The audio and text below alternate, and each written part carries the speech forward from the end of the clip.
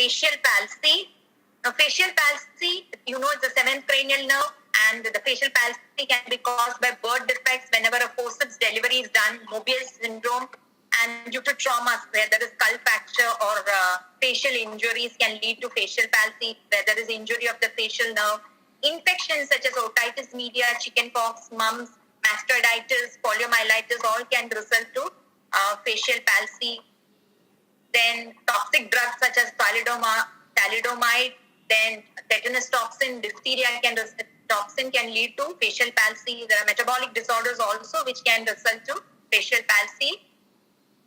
Then there are neoplasms which exert pressure on the facial nerve and can cause facial palsy, including tumor, sarcoma, carcinoma, or any of these lesions. There is an iatrogenic cause also, which is very common but very transient also. When you do a mandibular block, you injure the parotid gland and the facial nerve, can result in facial palsy. Also, if there is injury during head and neck surgery. Myasthenia gravis and sarcoidosis also can result in facial palsy. They are under the idiopathic causes. Now, Bell's palsy was first described by Sir Charles Bell because only when there is Bell sign we term it as Bell's palsy. It is a unilateral self-limiting condition. Now, what are the features of Bell's palsy? It always involves only one side. The patient with Bell's palsy will have inability to smile. As you can see, there is a drooping of the corner of the mouth or on the affected side. Patient may not be able to whistle. At the same time, may not be able to close the eye or raise the eyebrows. You can see there are no wrinkles that are seen on the forehead. The speech will be slurred. Patient will have mask-like appearance, and anterior two-thirds of the tongue due to innervation by chordate tympani. There will be loss or alteration of taste also. Now, the most common facial nerve paralysis is due to the mandibular block that we give, which is transient also. If you use proper technique, we can avoid such complications. Otitis media can lead to facial palsy. The congenital facial palsy are associated with syndromes such as Mobius syndrome, Fletcher-Collins syndrome, Golden House syndrome, and most important, Ramsay-Hunt syndrome. During Viva, you will be asked to name syndromes involving facial palsy. So you can name any of these. Out of these, Ramsay-Hunt syndrome can come as an SAQ or shingles or herpes zoster oticus. As you know, the patient with Ramsay-Hunt syndrome will have a history of chickenpox, and this is caused by reactivation of the varicella zoster virus, which is herpes zoster virus. It reactivates and affects the facial nerve, which the virus actually remains dormant in the geniculate ganglion and reactivates whenever there is some immunosuppression or any other precipitating factor. So how do you differentiate between Bell's palsy due to other causes and due to Ramsay-Hunt syndrome? It's by, in the case of Ramsay-Hunt syndrome, patient will have fever and also blisters in the dermatome that is involved, usually on the earlobe or on the palate or on the tongue or in the buccal mucosa. Okay, so that helps us to differentiate, and paralysis can occur along with these lesions or after the onset of the rashes. Now, other symptoms which will help us to differentiate shingles is there will be hearing loss on the affected side. The person will also have dizziness, due to which there will be nausea and vomiting. There will be vertigo. And another sign is tinnitus or a ringing sensation in the ear, in the affected side, which will take a long time even after treatment to go. Now, diagnosis, clinical features itself is very much diagnostic. If you want to confirm, you can do virological studies like ELISA. Audiometry is very important because patient will have defective hearing on that side. Nerve conduction studies can be done. And to rule out structural lesions, you can do CT, MRI also. Now, how to evaluate the nerve function can be done by Shermer's test, which we have already spoken. Electrogustometer is to test taste, especially in the anterior two-thirds of the tongue. Salivary flow rate can also be checked. All these will be reduced on the affected side. Then prompt and effective treatment is necessary once we have diagnosed shingles or herpes zoster infection or Ramsay-Hunt syndrome.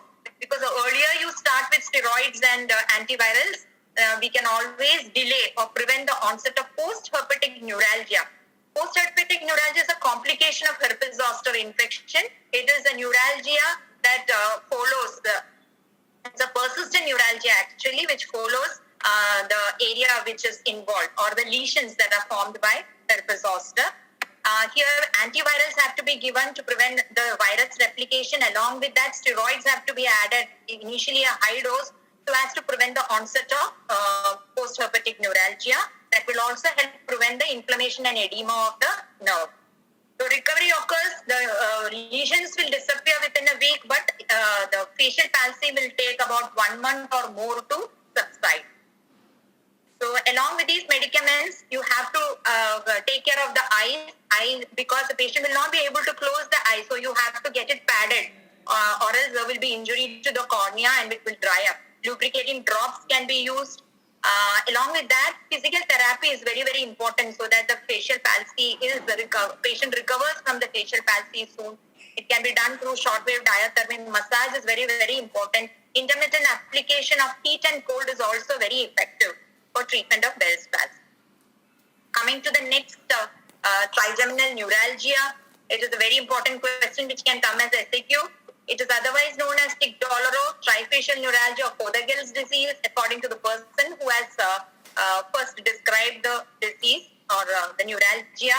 It is defined as, each word is important here. Trigeminal neuralgia is defined as a sudden, unilateral, severe, brief, paroxysmal, stabbing, lancinating, recurring pain in the distribution of one or more branches of the fifth cranial nerve. Can affect ophthalmic, maxillar, mandibulary. Ophthalmic is rare.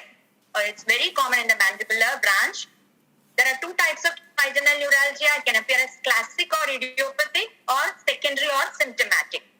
It is caused, there are different etiological factors. That it can be due to an intracranial tumor of the cerebellar pontine angle, multiple sclerosis where there is demyelination of the nerve, vitreous switch compression due to a neoplasm.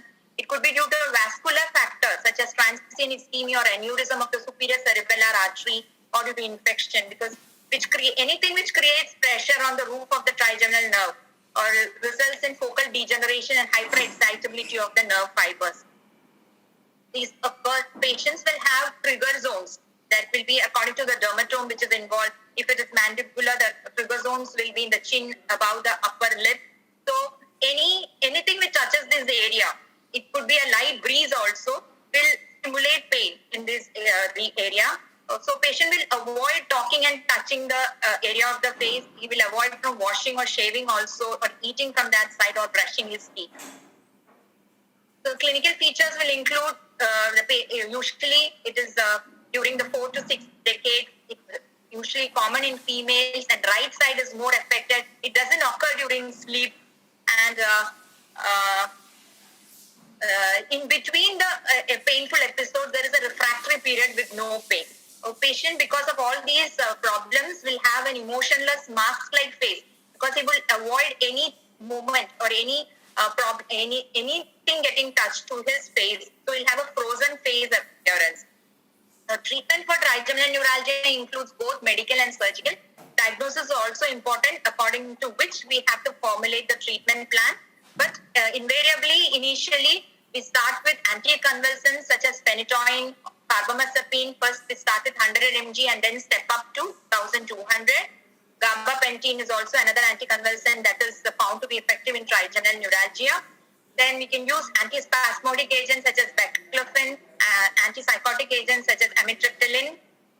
If patient doesn't respond to any of these, we have to go for surgical treatments such as radiofrequency or thermocoagulation, even injecting glycerol or alcohol into the nerve.